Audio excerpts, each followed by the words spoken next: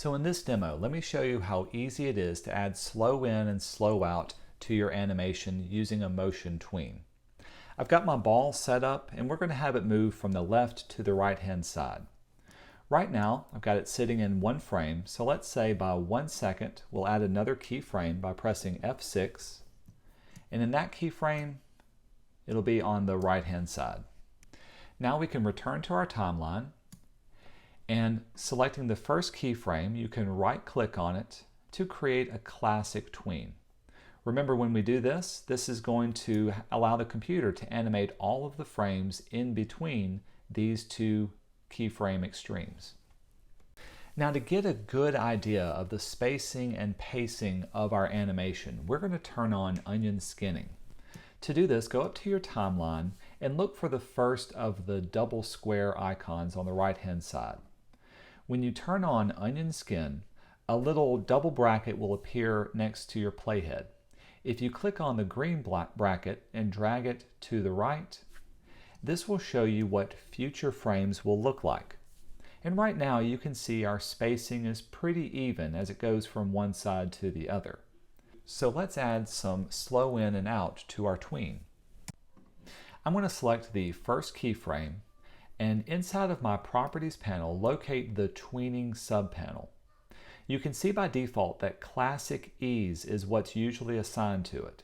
And right now you can see that it's evenly spaced because the line is just a straight line going from the bottom left to the top right. If you adjust the intensity by clicking on the number and increasing it by, you can drag in my case to the right, you can see how it curves the object into the top right. If you look and see how this affects your timeline, this is adding an easing out because our animation starts quick, there's a lot of spacing, and then it gets shorter and closer together and slower as it reaches the stop. Conversely, if I was to click on the number and drag to the left and give it a negative number, this will add some easing in, having the slower action as the start and then easing into a faster action as it moves to the right-hand side. The final thing to note is that you can choose some predefined easing.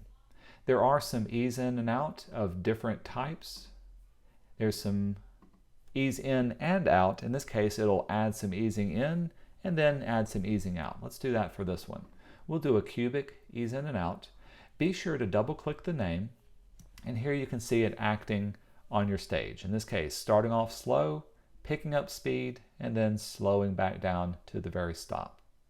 We could turn off onion skinning and hit return to test our animation. And you can see it happening through here. Now, if the animation is still acting a little bit too quick, remember we can return to our timeline and all we have to do is adjust the timing of it. Instead of it happening over 1 second, let's drag it and have it happen over 3 seconds. Click that second keyframe and then placed it underneath the third second. Now when I place it, you can see the spacing go much larger. So that's how you can add slow in and out, or in our case, ease in and ease out is the way Adobe Animate would place it for your animations.